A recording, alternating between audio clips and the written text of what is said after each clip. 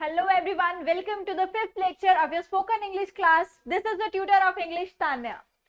जैसे कि हमने पिछले लेक्चर में देखा था कि हम इस बार डिफरेंट ग्रामर के रूल्स पढ़ने वाले हैं. तो उसमें फर्स्ट लेक्चर में हमने किए नाउन्स.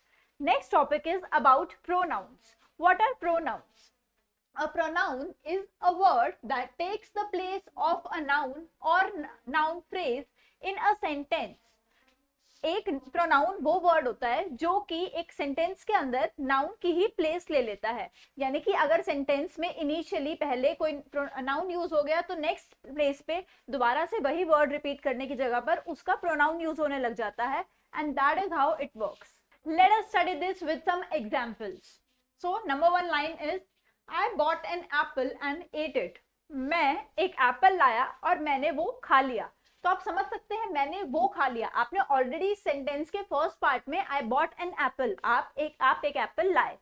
एंड जब आप सेंटेंस के भी दूसरे पार्ट में या फिर नेक्स्ट सेंटेंस में जब उसी चीज उसी ऑब्जेक्ट के बारे में बात करो, उसी नाउन के बारे में बात करो, तो you can not use that word again. You can replace it by its pronoun. I bought an apple and ate it. So the noun apple and the pronoun it. Next is I phoned Jane and invited her to the dinner. I phoned Jane. उन्होंने किसी को call किया and invited her to the dinner. अब ये sentence कितना odd रहेगा अगर हम बोले I called this person, I called this person and called this person. तो उस this person की repetition करने की बजाय अगर आप उसका pronoun यूज कर देंगे तो that will sound better and grammatically correct too. Next is you should have asked permission. You should have asked permission. You are talking to somebody. तो आप बार बार उसका नाम लेके तो नहीं बोलोगे, तो you can use the pronoun in that place. Next is Jack told Sally all about himself. Jack ने अपने बारे में अपने सब कुछ बता दिया इस पर्सन को. तो अपने बारे में आप ये तो नहीं बोलोगे Jack told Sally all about Jack. That doesn't make sense. So himself is a pronoun used here. Is anyone there? कोई आपसे पूछो क्या कोई यहाँ है, तो यहाँ हमें नहीं पता कि नाउन कौन है. Hence we are using a pronoun in that place. Next is who said that. Those are gloves. Who, those. Next is each of us had to sing a song. हम सबको सॉन्ग गाना पड़ा. हम सबको, each of us. Next is he thanked the man who had saved his life. उसने उस man का thank किया, शुक्रिया अदा किया जिसने उसकी जान बचाई. तो उसकी ही, तो he and the word who are the pair of nouns and pronouns used here. Fine. So there are various categories of pronouns we are going to study further. Now let us see. The noun being replaced is known as the antecedent of the pronoun. So here comes a new term, that is antecedent. जैसे कि हमने अभी पढ़ा कि किसी noun को जब उसके नेक्स्ट पार्ट में एक प्रोनाउन रिप्लेस कर देता है तो वो जो नाउन है that is now called as the antecedent of the pronoun. यानी कि जिस पर्सन के लिए, जिस नाउन के लिए उस प्रोनाउन को यूज किया गया है that is the antecedent part of the sentence. तो नेक्स्ट टाइम कोई आपसे पूछे कि what is antecedent, so the noun in the place of which the pronoun is now being used is known as the antecedent of the pronoun. ठीक है. Now let us study about the usage of pronouns. We commonly use pronouns in speech and writing to avoid sounding unnatural and repetitive by reusing the same noun again. Take for an example, John said that John wants to use computer that belongs to John. अब देख लो यहाँ पर एक ही sentence में John John John is repeated 3 times. Why should we repeat the same name if we have pronouns? So the right sentence could be John said that he wants, John is being replaced by he, wants to use the computer that belongs to him. Now again on the place of John next is him. ठीक है. So this is how the pronouns are used. Now let us study about the different categories of pronouns. There is a wide range of different categories of pronouns that we use in our everyday speech and writing. Each kind of pronoun has a unique function in a sentence. हर जो pronoun होता है उसका एक अपना अपना function, अपनी अपनी usage होती है each sentence में. Many pronouns belong to multiple categories and can serve different purposes depending on the context. जिस बारे में बात की जा रही है सिचुएशन के अकॉर्डिंग, सेंटेंस के अकॉर्डिंग एक प्रोनाउन की यूजेज बदलती रहती है. तो आगे आने वाले टाइम में जो भी आप टाइप्स ऑफ प्रोनाउंस पढ़ने वाले हैं तो जरूरी नहीं है कि अगर एक प्रोनाउन है तो that will be related to only one type. One pronoun can be of many types, ठीक है। First of all the first category is about personal pronouns. By the name we can see personal pronouns. The pronouns used for a person are known as personal pronouns. Personal pronouns which we look briefly about represent people in the sentence. अगर sentence में किसी person के बारे में बात की जा रही है singular और plural, तो उनकी जगह पर, उस noun की जगह पर जो pronoun use होता है, those are known as personal pronouns. ठीक है. Example जैसे कि हमने बात की थी, John told everything about himself. तो John told everything about himself में जॉन जो है नाउन है और himself is the pronoun of John, hence John is the antecedent है. तो इस तरह से हम पर्सनल प्रोनाउंस का यूज करते हैं. Now there are also some subsections of the personal pronouns. Number 1 is reflexive pronouns. Reflexive pronouns क्या होते हैं? Reflexive pronouns are very similar in style and form to personal pronouns. So similar in fact that they are listed as subgroup of personal pronouns only. Personal pronouns का ही एक सब type है जिसको हम reflexive pronouns कह सकते हैं, because इनका जो यूजेज होता है वो ऑलमोस्ट सेम होता है. Let us study.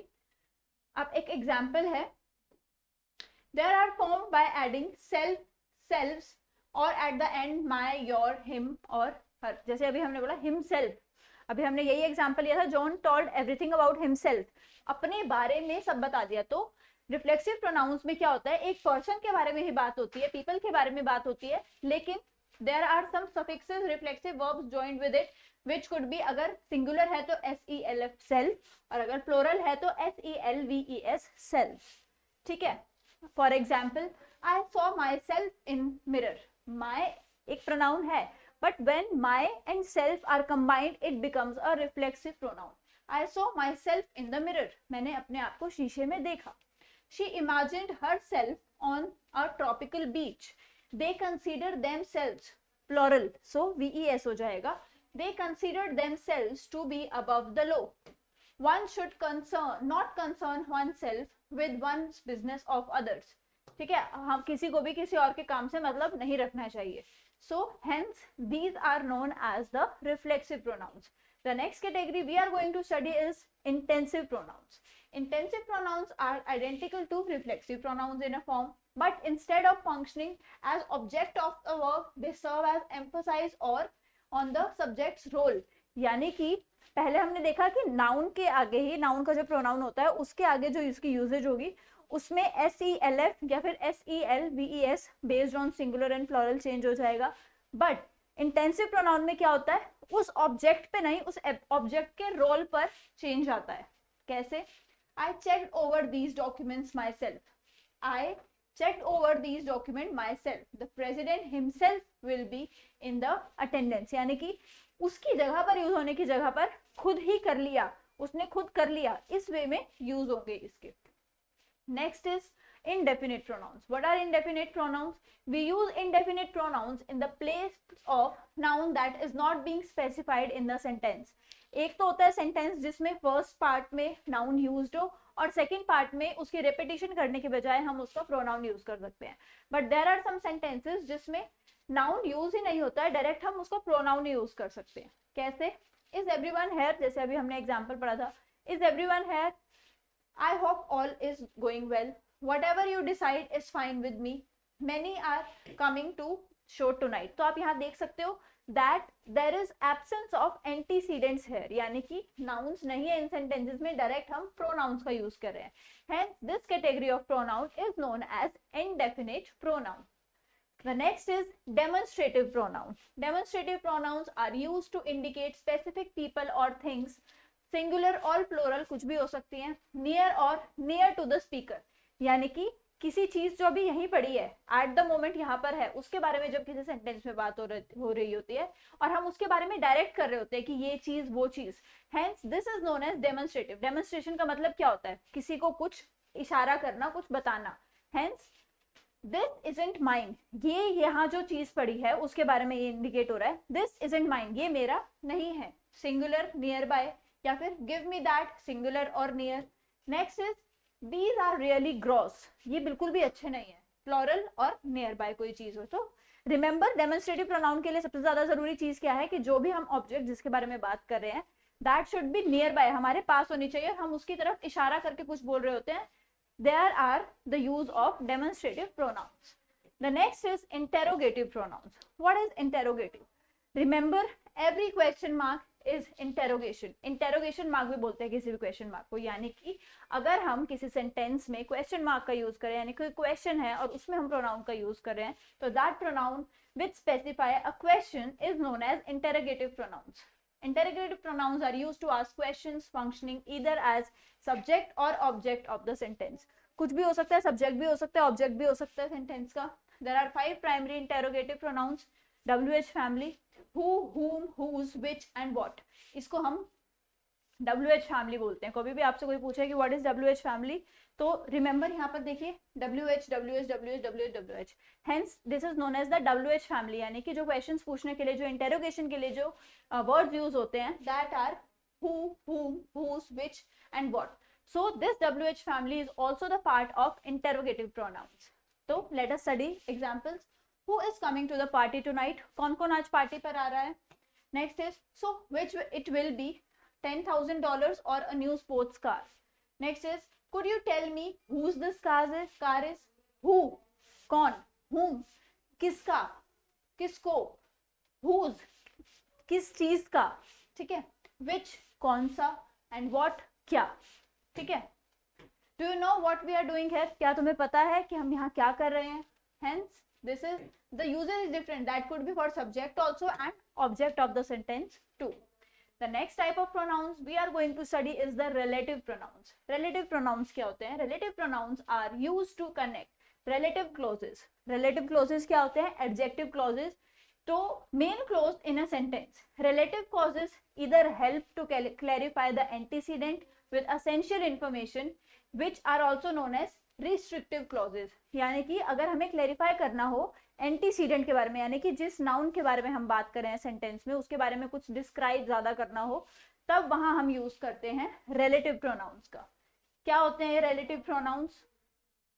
Who, that, यानी कि जिस चीज के बारे में हम बात करें उसके बारे में कुछ ज्यादा हमने और बात करनी है, कि the book which I am talking about is there.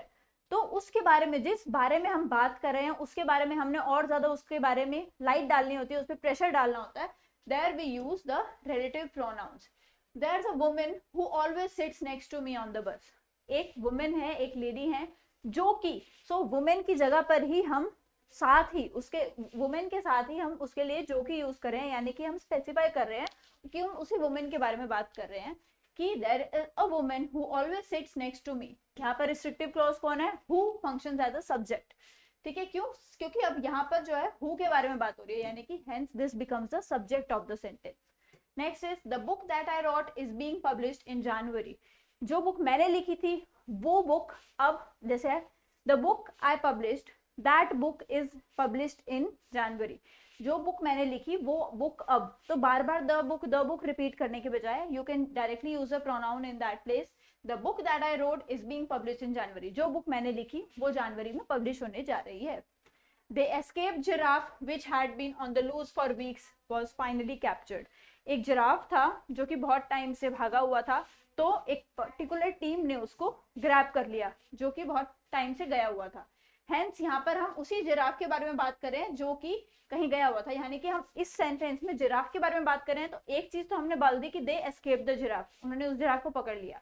अब उस जिराफ की ही क्वालिटी हम बता रहे हैं कि we escaped the giraffe which was out for many weeks. ठीक है, now talking about the reciprocal pronouns. अब reciprocal pronouns क्या होता है? reciprocal क्या होता है? हम मैथ में पढ़ते हैं, किसी भी चीज का डिनोमिनेटर और न्यूमरेटर जो होता है उसको हम ऑपोजिट कर देते हैं, यानी कि न्यूमरेटर को डोमिनेटर उसको बना देते हैं, तो that is known as reciprocal. So we use reciprocal. Reciprocal का बेसिकली मतलब होता है आपस में. ठीक है, तो we use reciprocal pronouns when two or more people both act as the subject of the verb and both as the individually or equally receive the verb's action. यानी कि एक सेंटेंस में जब हम दो verbs के बारे में, दो nouns के बारे में बात कर रहे होते हैं और दोनों की इक्वल इंपॉर्टेंस होती है किसी भी सेंटेंस में, तो वहां पर हम यूज करते हैं रेसिप्रोकल प्रोनाउंस का. There are two reciprocal pronouns जो कि होते हैं ईच अदर और वन अनदर. ईच अदर यानी कि आपस में, यानी कि दो नाउन्स के बारे में इकट्ठा बात हो रही है, उनमें आपस में कोई रिलेशन है, तो ईच अदर आपस में. वन अनदर, एक दूसरे के साथ. So the meanings of these are almost the same. Jake and I call each other every day. Jake और मैं एक दूसरे को डेली कॉल करते हैं. या फिर my neighbours and I spend a lot of time at each other's house when we were kids. मैं अपने नेबर्स और मैं जब भी हम बचपन में इस सारा टाइम इकट्ठे बिताते थे. तो यहाँ पर आप देख सकते हो इकट्ठे और एक दूसरे के साथ. तो these two words are known as reciprocal pronouns. जब दो नाउन्स इक्वली इंपॉर्टेंट होते हैं किसी सेंटेंस में और उनके बीच में हमें रिलेशन शो करना होता है, there we use reciprocal pronouns. The next category we are going to study is dummy pronouns. Dummy pronouns क्या होते हैं? Dummy pronouns, more technically also known as expletive pronouns, are words that function grammatically as pronouns but do not have antecedents. They do not replace any noun, phrase or clause. Dummy pronouns क्या होते हैं? जो कि use तो pronoun की तरह होते हैं एक सेंटेंस में, but actually they are not pronouns. अब डमी क्या चीज होती है? जो कि एक्चुअल चीज वो नहीं होती, उसकी कॉपी होती है. तो वैसे ही डमी प्रोनाउंस क्या होते हैं? They are not actual pronouns, but उनकी जो यूजेज होती है वो प्रोनाउंस की तरह ही होती है. लेकिन उन सेंटेंसेस में एज सच ना तो कोई एंटीसीडेंट होता है जिसके लिए वो यूज किए जाते हैं, ना ही कोई नाउन होता है. कैसे? There is a ship in the harbour. ठीक है. या फिर there were flowers in the meadow. या फिर it looks like it may snow tonight. Could you tell me what the time it is? तो आप ये देख सकते हो यहाँ पर it, there, इनका कोई as such noun नहीं है, कोई antecedent नहीं है, but still they are used to specify something जिसके बारे में हमने पर्टिकुलर एक नाम नहीं दे रखा है, कोई नाउन स्पेसिफाई नहीं किया हुआ इन सेंटेंस में. वहां एक शिप खड़ी है, या फिर वहां पर फ्लावर्स हैं, या फिर ये ऐसा लगता है कि आज शायद स्नो हो सकती है. तो here, there and it are known as the dummy pronouns. ठीक है. The next topic which we are going to study is, the next topic which we are going to cover now is the deeper changes or the deeper types in the subtypes of the nouns. जैसे कि अभी हमने personal pronouns पढ़ा, तो personal pronouns हमने ये देख लिया कि personal pronouns are used for some person जिसके बारे में हम बात कर रहे हैं. तो आइए और ज्यादा डीपली पढ़ते हैं कि ये पर्सन की और क्या क्या कैटेगरीज हो सकती हैं और किस किस वे में different different type of personal pronouns use हो सकते हैं. यहां देखिए, सबसे पहले इस कैटेगरी पे आते हैं which is first person, second person, third person. So your first question is what is first person, second person, third person. तो याद रखिएगा हमेशा the person who is talking. Like for example मैं अपनी बात कर रही हूँ, तो मैं अगर अपनी बात कर रही हूँ, मैं किसी से बात कर रही हूँ और मैं किसी के बारे में बात कर रही हूँ, इन तीन लोगों के बारे में बात हो रही है. तो आई एम टॉकिंग, तो आई, मैं, मी, या फिर मुझसे रिलेटेड कुछ भी, that is first person. The person whom I am talking to, which is you, is second person, and the thing or the person which we are talking about is the third person, यानी कि they. ठीक है. आई, we, आई अगर singular है, we अगर plural है, you आप सामने सेकंड पर्सन के बारे में और थर्ड पर्सन के बारे में सिंगुलर प्लूरल डिफरेंट डिफरेंट हो सकते हैं. तो first person singular which could be masculine और फेमिनिन, मेल या फीमेल, तो उसके लिए क्या यूज होगा? या तो आई, मी, या अगर पोजेशन दिखानी है तो माई. फर्स्ट पर्सन प्लूरल मस्कुलिन हो या फेमिनिन, उसके लिए क्या यूज होगा? वी. फिर उसके अगर वो ऑब्जेक्टिव केस है तो अस, और अगर पोजेशन हमने दिखानी है, पोजेशन का क्या मतलब होता है? पोजेशन मतलब किसी के पास कुछ होना. ठीक है. तो वी, अस एंड हमारा, आर. ठीक है.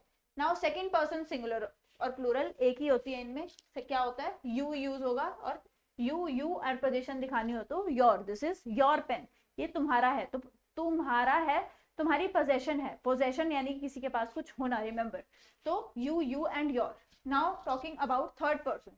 थर्ड पर्सन की सिंगुलर और प्लूरल की क्या क्या कैटेगरीज हो सकती हैं? थर्ड पर्सन में सिंगुलर, फेमिनाइन के लिए अगर हम सिंगुलर के लिए यूज करेंगे तो शी, हर, हर.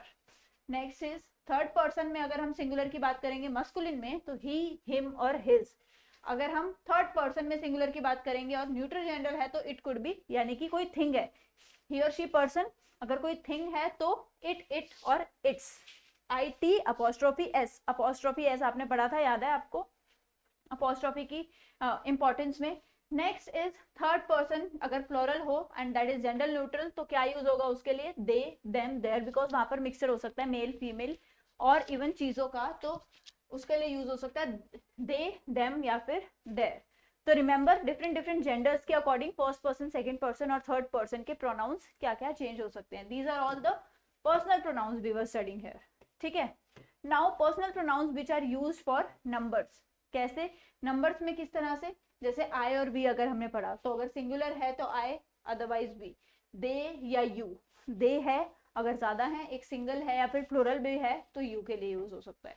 तो इस तरह से डिफरेंट डिफरेंट यूजेजेस हो सकती हैं पर्सनल प्रोनाउंस की।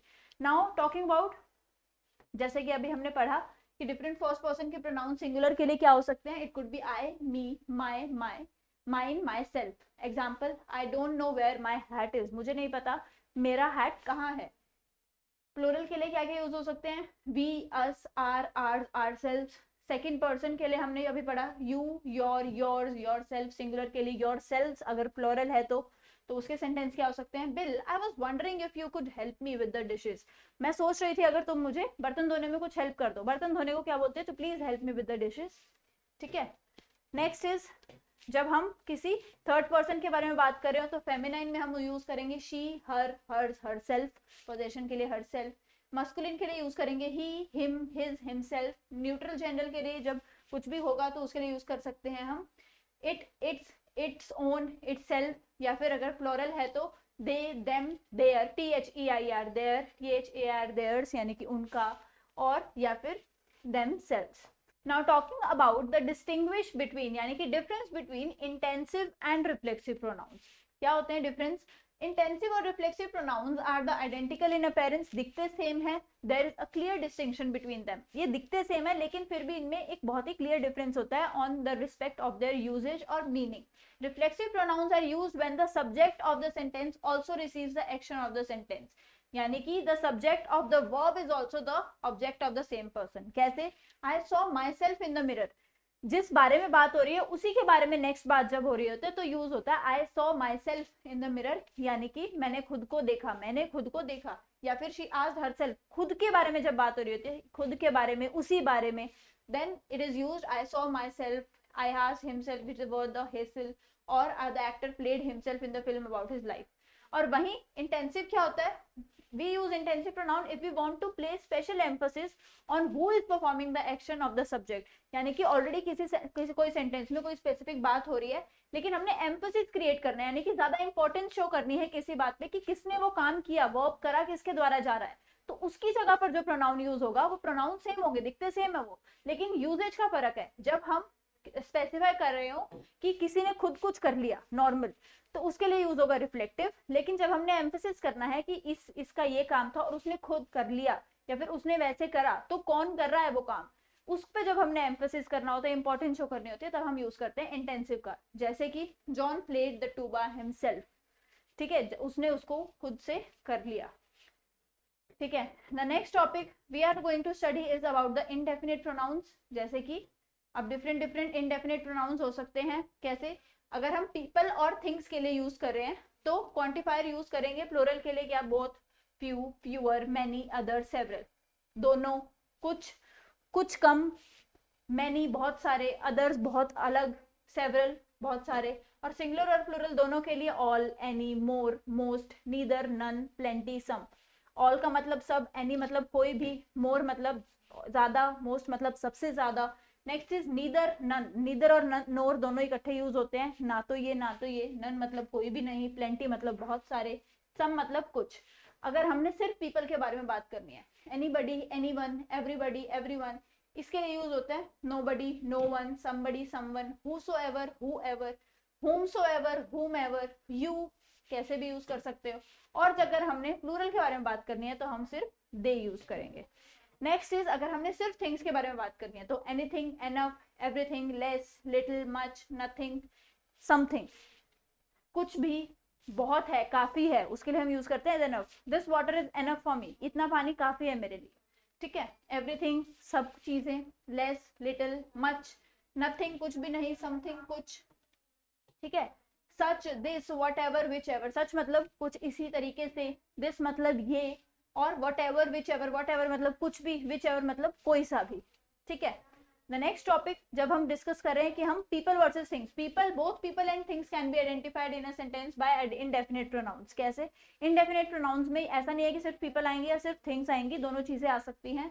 सो take the following sentence for the example, would anyone like to drink, क्या कोई भी ड्रिंक लेना पसंद करेगा। तो कोई भी, यहाँ पर हम किसी पर्सन के बारे में बात कर रहे हैं। ऐसे ही जैसे कि आई डोंट थिंक एनीबडी और एनीवन वांट्स टू डांस, मुझे नहीं लगता किसी को भी डांस करने में कोई भी शौक है। या फिर I can't believe nobody came to my play, मुझे विश्वास नहीं हो रहा कि कोई भी मेरा प्ले देखने नहीं आया है। Hire whomsoever you think would be the most appropriate for the position on the job, या फिर उसी को हायर कर लो जिसको भी सबसे ज्यादा आपको लगता है कि सबसे ज्यादा नॉलेज है, जो सबसे ज्यादा एलिजिबल है किसी भी जॉब के लिए। तो here whomsoever, whoever, somebody, someone, nobody, no one, depending on the person, thing, singular, plural, इन सब को बेस पे इन सब प्रोनाउंस का यूज किया जा रहा है। ठीक है, the next topic we are going to study is about things, कि किस तरह से इंडेफिनिट प्रोनाउंस थिंग्स के लिए यूज होते हैं। अभी हमने ऊपर पर्सन का पढ़ा, अब थिंग के लिए, जैसे कि समथिंग। ठीक है, is there something you'd like to say, क्या तुम कुछ कहना चाहोगे, तो कुछ कहना चाहोगे, कुछ यहाँ पर किसके लिए यूज हो रहा है, ऊपर हमने फ्यू पढ़ा था। ठीक है, remember few is could be for person, could be for things. ऐसे ही something, something is always for things only. ठीक है, I don't care what I eat, so just order me anything, कुछ भी ऑर्डर कर दो मैं खा लूंगा। There is still much to be done, अभी बहुत सारा काम करना बाकी है, तो काम इज अ थिंग, तो उसकी जगह हम यूज करें मच। रिमेंबर मच जो है वो पीपल के लिए नहीं यूज होता। तो देयर इज अ डिफरेंस कि थिंग के लिए कौन से प्रोनाउंस यूज होते हैं और पर्सन के लिए कौन से प्रोनाउंस यूज होते हैं। नाउ एडजेक्टिव्स की तरह भी यूज होते हैं इंडेफिनिट प्रोनाउंस, और इंडेफिनिट एडजेक्टिव्स में क्या फर्क होता है। बेसिकली एडजेक्टिव को मैं इन शॉर्ट बता देती हूँ, आगे आने वाले लेक्चर्स में हम एडजेक्टिव भी पढ़ने वाले हैं। अगर हम किसी नाउन की स्पेसिफिक क्वालिटी बता रहे होते हैं तो that is known as adjective. तो इंडेफिनिट प्रोनाउंस इंडेफिनिट एडजेक्टिव की तरह भी कैसे काम कर सकते हैं, जैसे कि there is more to be done. अब मोर यहाँ पर किसके बारे में बात हो रही है, काम के बारे में, तो काम ज्यादा हो रहा, काम अभी करना बाकी है और काम करना बाकी है, तो यहाँ पर मोर इज द एडजेक्टिव। तो यहाँ पर indefinite pronouns are equal to the indefinite adjectives. ठीक है, the next topic we are going to cover is about the demonstrative pronouns. कुछ एग्जाम्पल्स देख लेते हैं। This, that, these, those, none, such, neither, क्या क्या फंक्शन इनके हो सकते हैं। दिस हम सिंगुलर के लिए यूज करेंगे अगर कोई चीज नियर बाय पड़ी है। दैट हम उस चीज के लिए यूज करेंगे अगर सिंगुलर कोई चीज है लेकिन थोड़ी दूर पड़ी है। दीज यानी कि ये प्लूरल के लिए लेकिन नियर बाय। दोज यानी कि थोड़ी दूर है, वी आर डेमोन्स्ट्रेटिंग समथिंग, कोई चीज पास है तो ये, दूर है तो वो। Sense near by, far away, near by, far away, plural के लिए दीज और दोज यूज होगा। Example, this isn't mine, please give me that, these are really gross, I forgot to bring those. ठीक है, now about the interrogative pronouns. तो अभी हमने पढ़ा था कि interrogative pronouns are used for asking a questions, WH family हमने पढ़ी थी। तो अब वो क्वेश्चंस किस किस टाइप के हो सकते हैं और कौन से क्वेश्चंस के टाइप में कौन से प्रोनाउंस यूज हो गए, अब हम वो पढ़ने वाले हैं। So the number 1 is direct questions. Direct questions क्या होते हैं, जब हम इंटेरोगेटिव प्रोनाउंस का यूज करते हैं डायरेक्ट क्वेश्चन में, जब हमने डायरेक्ट किसी पर्सन के बारे में कुछ पूछना होता है, like who is coming to the party tonight, कौन आ रहा है पार्टी में, तो we are directly asking about the person. या फिर डायरेक्ट किसी चीज के बारे में बात कर रहे हैं तो हम whom, whom, whose, which या what जैसे इंटेरोगेटिव प्रोनाउंस का यूज करते हैं। The next is when we are talking about indirect questions। अब indirect questions क्या होते हैं, इंटेरोगेटिव प्रोनाउंस कैसे indirect questions के लिए यूज हो सकते हैं, when they appear in the middle of the sentence। यानी कि indirect questions कुछ पूछे जाते हैं कि क्या तुम मुझे ये बता सकते हो कि इस चीज का क्या है। तो जब थोड़ा कॉम्प्लेक्स सेंटेंस हो जाता है और हम किसी चीज के बारे में सेंटेंस के मिडिल में पूछ रहे होते हैं, for example, could you tell me whose these are, ये किसकी हैं, क्या तुम मुझे बता सकते हो ये किसकी हैं। या फिर would you mind telling me which I am suppose to bring, या फिर do you know what we are talking about. यानी कि जब ये ऑब्जेक्ट बन जाता है किसी क्वेश्चन में और ऑब्जेक्ट के बारे में हम पूछ रहे होते हैं किसी से, उसके बारे में इंटेरोगेशन यानी कि क्वेश्चनिंग कर रहे होते हैं, तो that is indirect questions, and उसकी जगह whose, which, what जैसे इंटेरोगेटिव प्रोनाउंस यूज किए जाते हैं। ठीक है, next is about the reported questions. Reported questions क्या होते हैं, interrogative pronouns are used to appear in middle of the reported questions when they are actually the form of declarative sentences using to reported speech. They tell us about something, someone, someone else, or to ask a question to themselves, such as they do not end with a question mark। अब कुछ ऐसे question which are not ending with a question mark, लेकिन फिर भी उनमें कुछ question specific पूछा जाता है, that are known as reported questions। कैसे, she wants to know whose these are, वो जानना चाहती है कि ये किसके हैं, तो हम क्वेश्चन तो पूछ रहे हैं किसके हैं, but this is not a proper interrogative question, this is a reported question. ऐसे ही वंडर्ड विच इज करेक्ट। आप आगे आने वाले लेक्चर्स में एक्टिव और पैसिव वॉइसेस पढ़ेंगे, तो बेसिकली एक्टिव में डायरेक्ट और इनडायरेक्ट यूज होते हैं, जिसके पीछे डायरेक्ट हम क्वेश्चन मार्क लगा देते हैं, लेकिन जब हम उन एक्टिव को या फिर उस डायरेक्ट स्पीच को इनडायरेक्ट स्पीच में कन्वर्ट कर देते हैं, तब हम ऐसे रिपोर्टेड क्वेश्चंस का यूज करते हैं।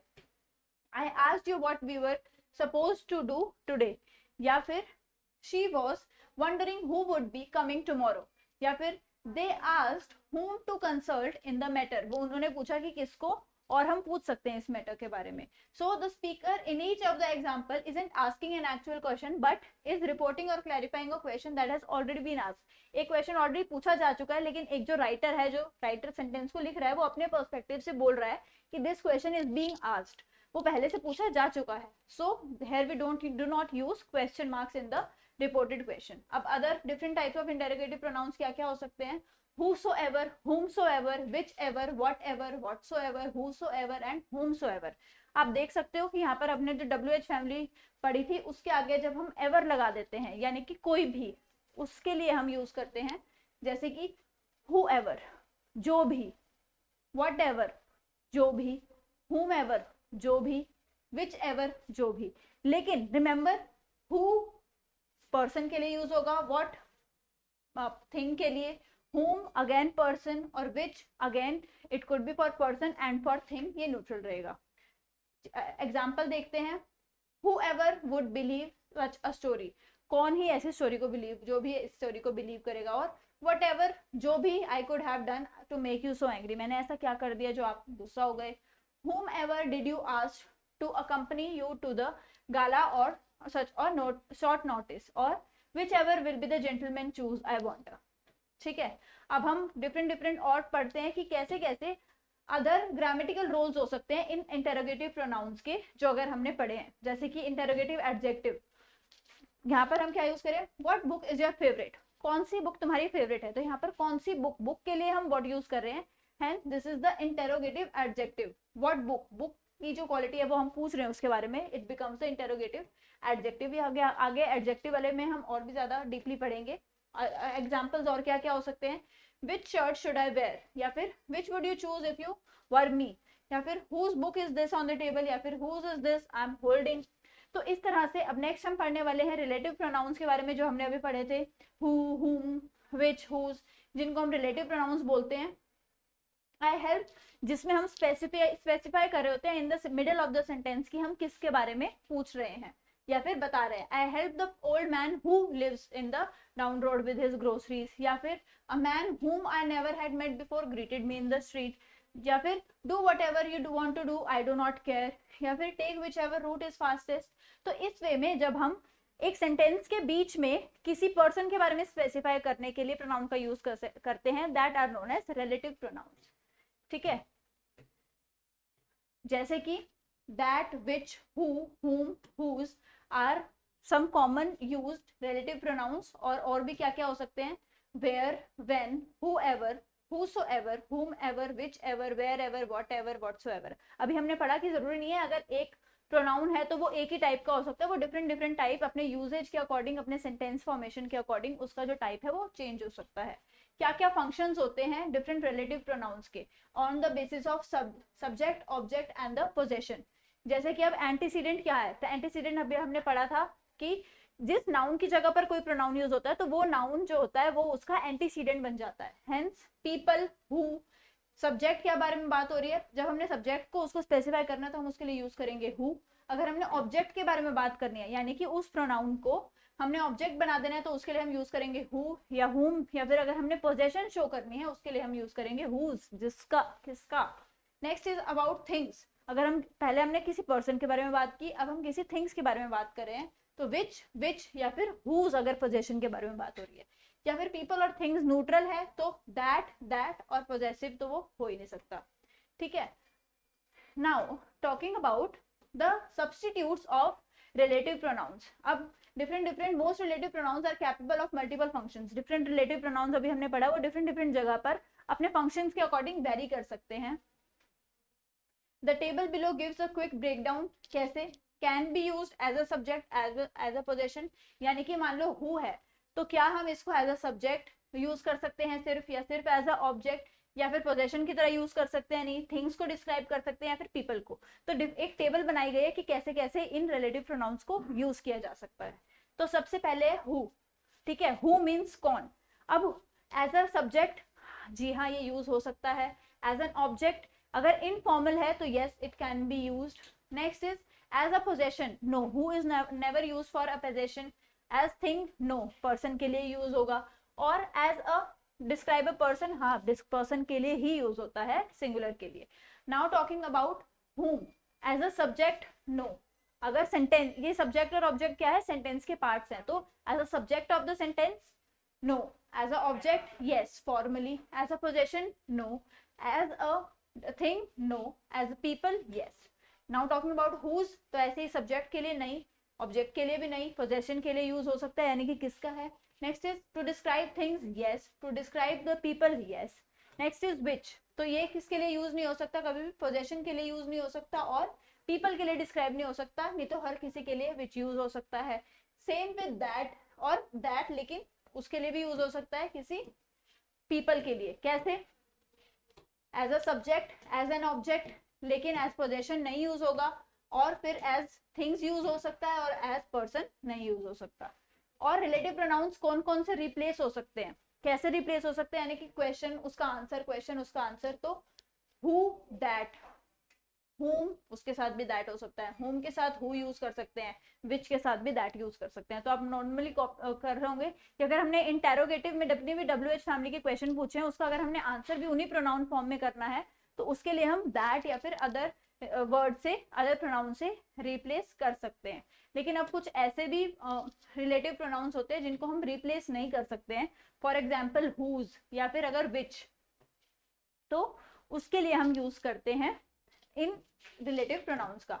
अब नेक्स्ट हम क्या करने जा रहे हैं, नेक्स्ट हम करने जा रहे हैं, जितने भी आपने पुराने लेक्चर में कुछ नाउन्स पढ़े थे और इस लेक्चर में हमने प्रोनाउंस पढ़े हैं, तो हम उसकी एक शॉर्ट सी एक्सरसाइज करने जा रहे हैं, देखते हैं आपको कितना समझ में आता है।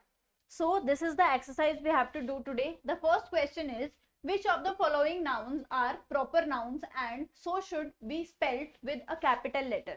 कौन कौन से इस लिस्ट में जो गिवन है वो प्रॉपर नाउन्स हैं।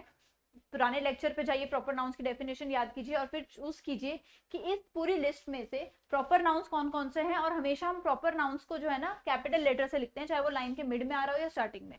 तो कौन कौन से फिर अब हमने हमेशा कैपिटल लेटर में लिखने हैं। The first question is this.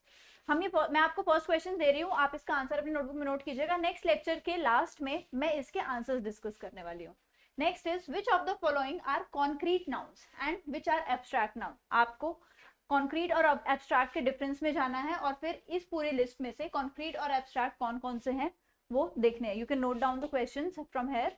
Which of the following are proper? This is the list. Next is which of the following are concrete and which are abstract? This is the list. आप pause करके इसको note कर सकते हैं। Next is which of the following are countable and which are non-countable nouns? तो कौन कौन से इसमें से countable हैं और कौन कौन से non-countable हैं। The next is underline the words in the following sentences which are verbal nouns। verbal nouns कौन कौन से हैं? Remember the definition। तो इसमें से जितने भी आपको verbal nouns लग रहे हैं उसको सेलेक्ट करना है। Next question is what is the collective noun for a group of the following. ये ग्रुप की बात हो रही है, वॉल्स, केटल, फ्लाइज, ये सब की। आपको ये बताना है कि इनकी जगह पर कलेक्टिव नाउन क्या क्या यूज हो सकते हैं, इनमें से कौन से कलेक्टिव नाउन्स है। Next is give the plural forms of the following words. इसके आपको बस सिंगुलर गिवन है, हर चीज के आपको इनके प्लूरल लिखने हैं, ठीक है, ये है और फिर ये सब। Next is give the singular forms of the following words. आपको उसमें आपने प्लूरल बताया था, इसने आपने सिंगुलर बताना है, फीट, गीज, काव्स, वाइव्स का, उसका कर लीजिएगा। Next is write down the words in the following list which are feminine gender. इनमें से जितने भी आपको फेमिनिन लगते हैं, यानी कि फीमेल के लिए जो यूज होते हैं वो लगते हैं, आपको वो मार्क करने हैं, ठीक है। Ninth question is write down the words in the following list that can be for dual gender, यानी कि जो जेंडर न्यूट्रल होते हैं आप दोनों के लिए उसको यूज कर सकते हैं। 10th question is give the plural forms of the following compound nouns. अब ये कंपाउंड नाउन्स आपको गिवन है, कॉम्बिनेशन ऑफ टू वर्ड्स, तो उसके जो प्लूरल फॉर्म होंगे वो क्या क्या हो सकती है आपको वो लिखनी है। Next is underline the phrase in which of the following sentences which is in apposition to the noun phrase, यानी कि इसके अपोजिशन हमने जो पढ़ी थी उसके में क्या क्या पॉसिबल है वो लिखनी है. Next is right out those of the following sentences that contain personal pronoun used as the subject of a sentence, underlining the relevant personal pronoun. सबसे पहले तो आपको जो sentences given है 1 2 3 4 5 6 7 8 9, उनमें आपको क्या करना है, सबसे पहले तो पर्सनल प्रोनाउन का जो सब्जेक्ट है वो मार्क करना है और फिर उस पर्सनल प्रोनाउन को अंडरलाइन करना है कि कौन से पर्सनल प्रोनाउन इस सेंटेंस में यूज है. 3 एंड फर्दर आर दीज. ठीक है. Next is 13th question. Write out the following sentences filling in the blanks with either me or I. I और me इस blank में आपको fill करने हैं. ये dotted lines जो आपको दिख रही हैं, तो कौन सी जगह पर I यूज होगा और कौन सी जगह पर me यूज होगा. Jack asked Dash to give you this. ठीक है. तो इनकी जगह पर ये जो dash है, इनकी जगह पर आपको किससे fill करना है, कौन सी जगह I आएगा, कौन सी जगह me आएगा. Next question is write out any of the sentences below that contain reflexive pronoun. कैसे रिफ्लेक्सिव प्रोनाउन को हमने एम्फेटिक प्रोनाउन भी बोलते हैं वैसे, और अंडरलाइन करने हैं उन रिफ्लेक्सिव प्रोनाउंस को. तो यानी कि बेसिकली आपने रिफ्लेक्सिव प्रोनाउन जितने भी यहाँ पर यूज्ड हैं उनको अंडरलाइन करना है. नाउ 15th इज अंडरलाइन जो कि है डेमोन्स्ट्रेटिव प्रोनाउन, यानी कि इस पूरे इन 3 में और 3 में, यानी कि टोटल 6 सेंटेंसेस में जो भी आपको डेमोन्स्ट्रेटिव प्रोनाउन दिखता है उसको आपको अंडरलाइन करना है. 16th is underline the word of the following sentences are indefinite pronouns. इस पूरी लिस्ट में indefinite pronouns कौन कौन से हैं आपको वो अंडरलाइन करने हैं. दिस विल मार्क यू कि आपको कौन अच्छे से समझ में आया कि नहीं. नेक्स्ट में हम उसके आंसर्स भी करेंगे. Next is underline the words in the following sentences which are interrogative pronouns. कौन कौन से इंटरोगेटिव प्रोनाउंस है, देखो आप देख सकते हो क्वेश्चन मार्क है सब में, तो इनमें से कौन कौन से इंटरोगेटिव प्रोनाउंस है आपको वो मार्क करने हैं. Second last question is underline the words और in the following sentences which are relative pronouns. अभी हमने रिलेटिव प्रोनाउंस पढ़े थे, तो इन सभी सेंटेंसेस में से रिलेटिव प्रोनाउंस कौन कौन से हैं आपको वो अंडरलाइन करने हैं. And the last question is underline the antecedent in each of the following. Antecedent की अभी हमने डेफिनेशन पढ़ी थी, recall it and then underline all the antecedents in each the sentence कि कौन कौन से के लिए एंटीसीडेंट के लिए जैसे हम यूज कर सकते हैं. You can note down the question from here. And that is all about the lecture of nouns and pronouns. अब आपको दोनों लेक्चर्स अच्छे से रिवाइज करना है ताकि आगे आने वाले लेक्चर्स में अगर मैं इन दोनों वर्ड्स का यूज करती हूँ, ऐसी कोई टर्म स्पेसिफाई करती हूँ, तो वो आपको एकदम क्लियर हो. I hope this lecture was helpful for you. Happy learning.